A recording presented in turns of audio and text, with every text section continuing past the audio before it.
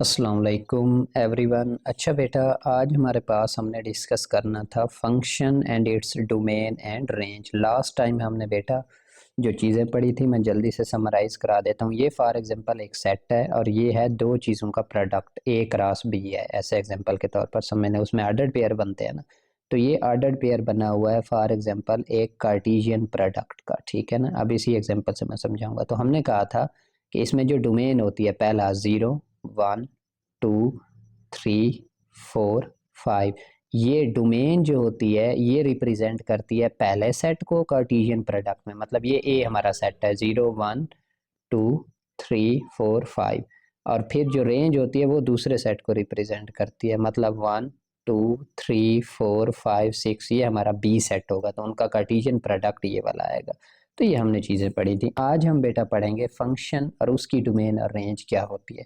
अब आपको पता है पहले हमने डेफिनेशन इतनी डिस्कस नहीं की, तो इसकी क्यों करा रहा हूँ बेटा, क्योंकि इनमें लाजमी कोई ना कोई हमारे पास फंक्शन या ऑर्डर्ड पेयर्स, और जो एक्सरसाइज है उसमें भी उसका जिक्र लाजमी आता है। तो ये बेसिक नहीं होगी तो आप लोगों को बिल्कुल ही समझ नहीं आएगी एक्सरसाइज, और इन डेफिनेशन में से भी आ जाती है मोस्टली एग्जाम में।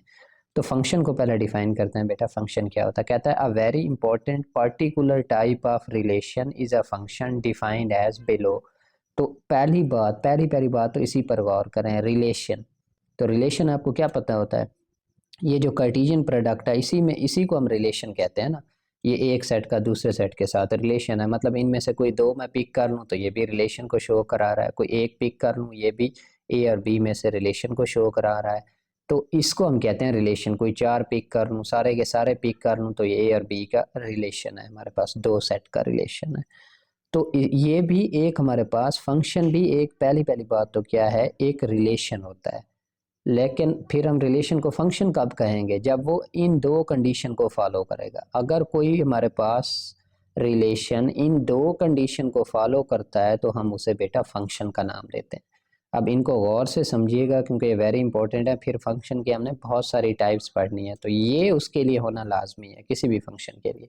हाँ, आसान, कोई मुश्किल नहीं है। कहता है एफ मतलब function is a relation from A to B. अब इसी को आपने ए क्रॉस बी समझना है। ये हमारा कोई कार्टेशियन प्रोडक्ट है। ए सेट भी मैंने आपको बता दिया है, डोमेन ए सेट है, रेंज इसकी बी सेट है। तो ए और बी का जो रिलेशन है वो फंक्शन कहलाएगा कब?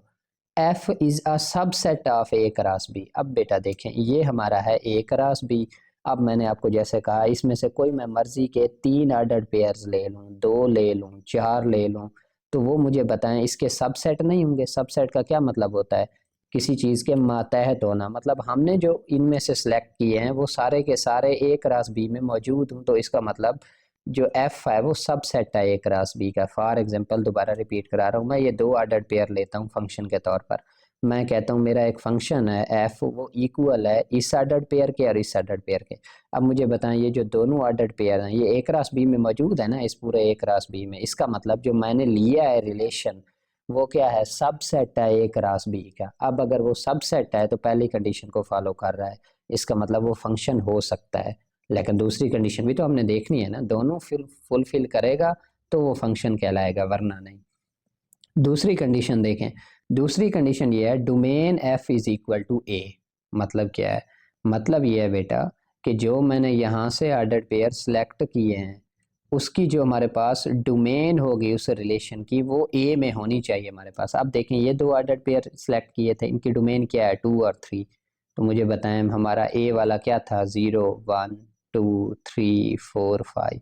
तो इसका मतलब डोमेन जो फंक्शन की है वो ए में मौजूद है ना, हमारे पास ए के इक्वल है ना, तब हम उसे क्या कहेंगे कि ये ठीक है, हमारे पास दूसरी कंडीशन भी फुलफिल हो गई। तीसरी कंडीशन देखें, first element of no two pairs of F are equal. अब ये बड़ी इंपॉर्टेंट है, ये क्वेश्चन में भी आएंगे। जो भी आपने हमारे पास फंक्शन सेलेक्ट किया है उसका जो डोमेन है, उसकी जो डोमेन है वो कभी रिपीट नहीं होनी चाहिए। क्या मतलब? इसमें डोमेन देखें बेटा, 0 1 2 3 4 5, तो इसका मतलब इसमें रिपीट तो नहीं हो रही। डोमेन देखें कोई रिपीट हो रही है तो ये फंक्शन हो सकता है हमारे पास। पहली दो कंडीशन भी फुलफिल हो और तीसरी भी फुलफिल हो। अगर किसी में डोमेन रिपीट हो रही है, मतलब ये देखें 0 है, अगर इधर भी मैं 0 लिख दूँ 0 और 4 तो बस ये ख़त्म, ये फंक्शन नहीं है क्योंकि डोमेन तो रिपीट हो रही है। मतलब ये है कि डोमेन रिपीट ना हो रही हो हमारे पास। अब कितनी कंडीशन थी फंक्शन के लिए? पहला तो कोई रिलेशन हो जो सबसेट हो ए क्रॉस बी का, दूसरा उसकी डोमेन सेट ए के इक्वल हो, फिर हमारे पास कोई जो डोमेन का ऑर्डर्ड पेयर है वो रिपीट नहीं होना चाहिए, डोमेन रिपीट नहीं होनी चाहिए। ये 3 कंडीशन होंगी बेटा, तो हम कह सकते हैं कि एक चीज़ जो हमारे पास है वो क्या है? फंक्शन है। अब जब वो हमारे पास फंक्शन है तो उसके लिए ये कंडीशंस थी। तो फंक्शंस की अगर बेटा समझ आ गई तो फिर हम इंशाल्लाह नेक्स्ट लेक्चर में टाइप्स ऑफ फंक्शंस को पढ़ेंगे अच्छे तरीके से।